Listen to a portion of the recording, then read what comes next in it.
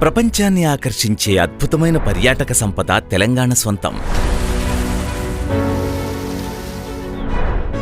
ఇక్కడి రాతియుగం నాటి ఆనవాళ్లు మొదలు శతాబ్దాల నాటి చారిత్రక కట్టడాలు, సుసంపన్నమైన చరిత్ర, వైవిధ్యభరితమైన సంస్కృతి సంప్రదాయాలు, ఆహారపు అలవాట్లు, జీవన విధానం, భిన్నమైన పర్యాటక సంపద పర్యాటకులను కట్టిపడేస్తాయి.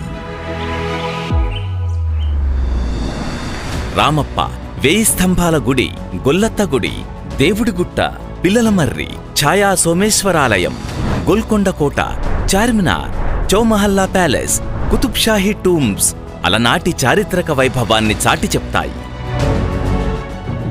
గిరిజనుల కొమ్ము నృత్యం, గోండుల గుస్సాడి, పేరిణి, మేడారం సమ్మక్క సారలమ్మ జాతర, పల్లెపల్లెనా సాగే బతుకమ్మ సంబురాలు తెలంగాణ సంప్రదాయ కళను కళ్లకు కడతాయి.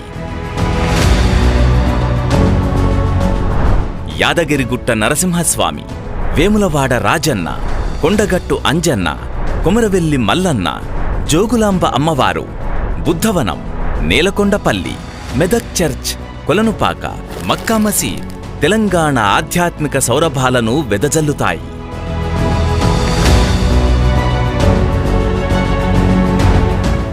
రమణీయమైన జలపాతాలు, పరవళ్లు తొక్కే ప్రకృతి సోయగాలు పర్యాటకులను కట్టిపడేస్తాయి.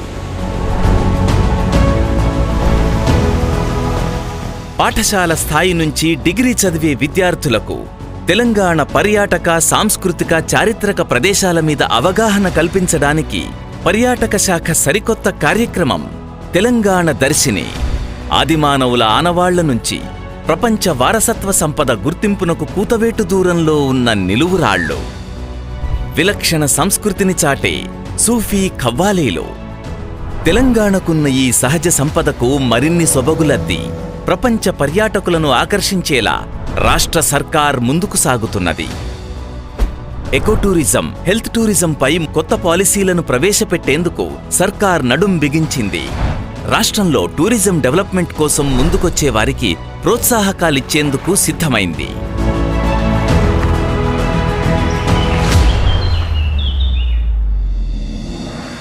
మూసీ నది పునరుజ్జీవం కోసం హైదరాబాద్ నగరానికి సరికొత్త శోభను తెచ్చేందుకు శ్రీకారం చుట్టింది సర్కార్. మూసీ అభివృద్ధితో నగరం సాంస్కృతిక కేంద్రంగా విరాజిల్లనుంది.